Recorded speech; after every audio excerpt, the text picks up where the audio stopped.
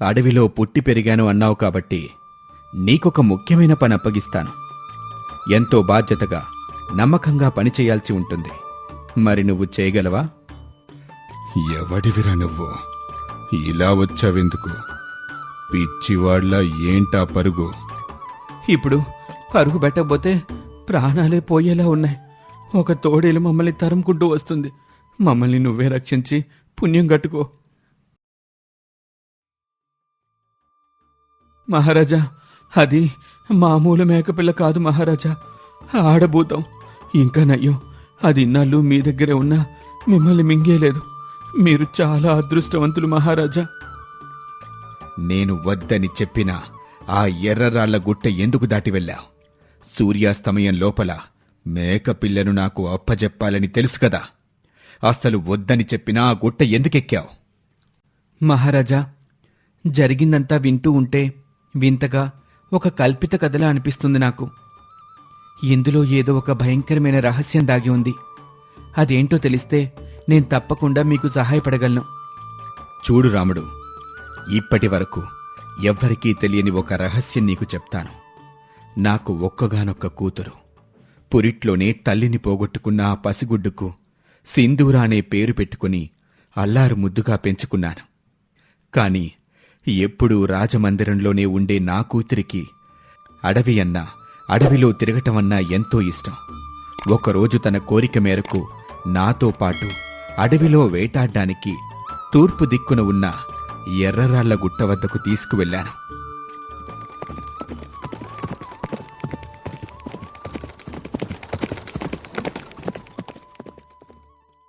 దారిలో విశ్రాంతి కోసం గుట్ట అవతల వైపు ఉన్న ఒక కుటీరం దగ్గర సేద తీరాం. అక్కడ ఒక గోనివాడు ఆ గుహలో నుండి బయటకొచ్చి నా కూతుర్ని యగాదిగా చూసి ఇలా అన్నాడు. ఈ సుందరి నీ కూతురా? ఎంతో ముద్దుగా ఉందే. నాతో ఉంటావా? నీకు కావాల్సిందల్లా తెచ్చిపెడతాను. అందుకు కోపంతో సింధూర మండిపడుతూ, అసలు నీకు మతుందా పోయిందా? నేను ఎవరిననుకుంటున్నావు? ఈ దేశపు యువరాణిని. నేను అసహించుకునే మేక మాంసం చప్పరించుకుంటూ తినే పరమ వికారివి నువ్వు. నీతో ఎలా ఉంటానని అనుకున్నావు? సింధూర మాటలకి ఆ గోనివాడు కోపం పట్టలేకపోయాడు. వాడికి జీవితంలో మొదటిసారి ఇలా అవమానమయ్యింది. అందుకే కాబోలు వాడు తక్షణమే మేక మాంసం గుచ్చే ఊచ తీసి సింధూరి నెత్తిమీద పెట్టి తన పొడవాటి గడ్డం దువ్వుకుంటూ,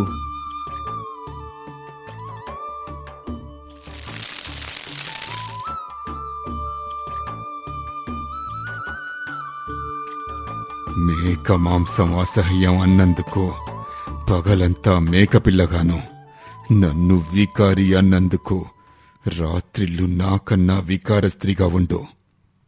నీ పొగరుకి ఇదే తగిన శాస్తి అంటూ వాడి మాయ మాటలతో మంత్రం వేశాడు. అప్పటికప్పుడు సింధూర మేకపిల్లగా మారిపోయింది. వాడొక మంత్రగాడు అని అర్థం చేసుకుని వాడిని బ్రతిమిలాడినా ఫలితం లేకపోయింది. సింధూర చిన్నపిల్ల, అభం శుభం తెలీదు.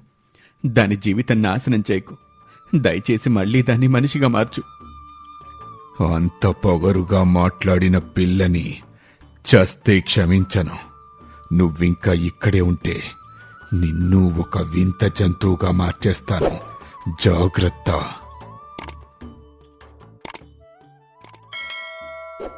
మంత్రగాడు అలా బెదిరించాక ఇక చేసేదేమీ లేక మేకపిల్లనెత్తుకొని కోటకొచ్చి దాన్ని రహస్య మందిరంలో ఇన్నాళ్ళు ఎవరికంటా పడకుండా పెంచాను.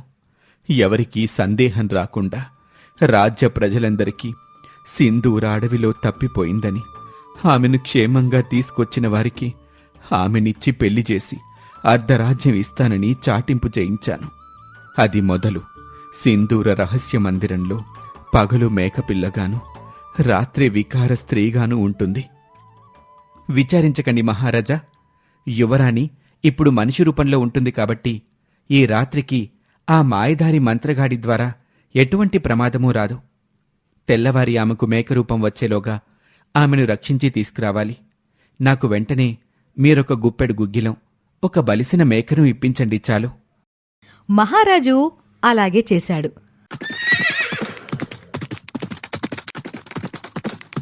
రాముడు మేకను తోలుకొని అప్పటికప్పుడు ఎర్రరాళ్ల గుట్ట దాటి మాంత్రికుడి కుటీరం చేరుకున్నాడు.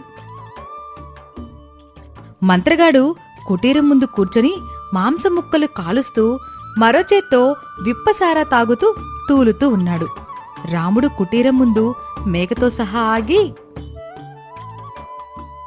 మామా, మంచి హుషారుగా ఉన్నావు గాని ఆ మాంసం మాడు కంపు కొడుతుంది. దాన్నే లొట్టలేసుకుంటూ తింటున్నావు నువ్వు. నన్ను మామ అన్నావంటే నా అల్లుడివే కదా నువ్వు. మరి అక్కడే నిలబడిపోయావేం? ఇలా వచ్చి కూర్చో.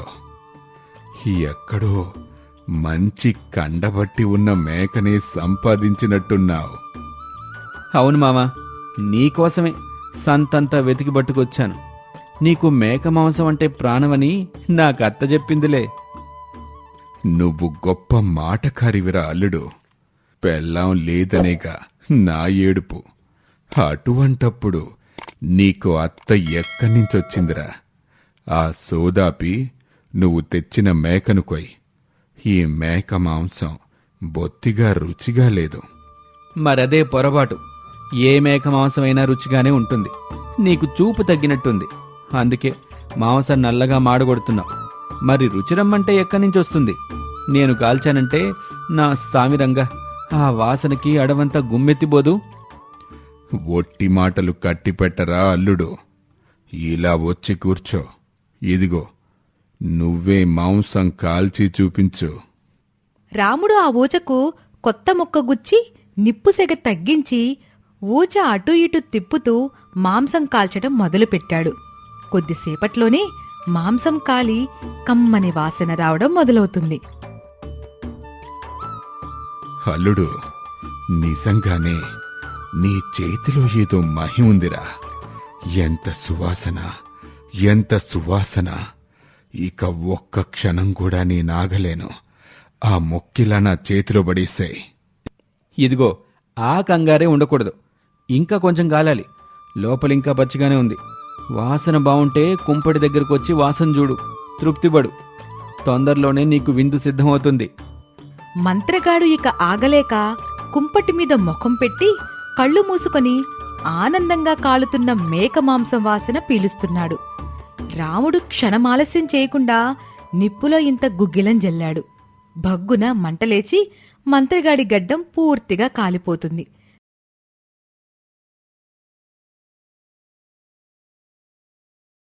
వెంటనే రాముడు ఊచతో మంత్రగాడి నెత్తిన తాకి, ఈ క్షణమే మేకగా మారి అడవిలోకి పారిపో. అదే నీకు తగిన శాస్తి. ఈ రాత్రికే ఏదో పులి నిన్ను విందు చేసుకుంటుంది. రాముడు అలా అనగానే గడ్డం కాలిపోయి మంత్రశక్తి పోయిన ఆ గూని మంత్రగాడు మేకగా మారిపోయి అరచుకుంటూ అడవిలోకి పారిపోయాడు. మంత్రగాడి శక్తులు పోయాయి కనుక సింధూరకి తన అసలు రూపం వచ్చేసింది. రాముడు మంత్రగాడి ఊచని గుహలో పారేసి గుహకు నిప్పుపెట్టి సింధూరను తీసుకొని తెల్లవారే లోపల రాజభవనానికి తిరిగొచ్చాడు.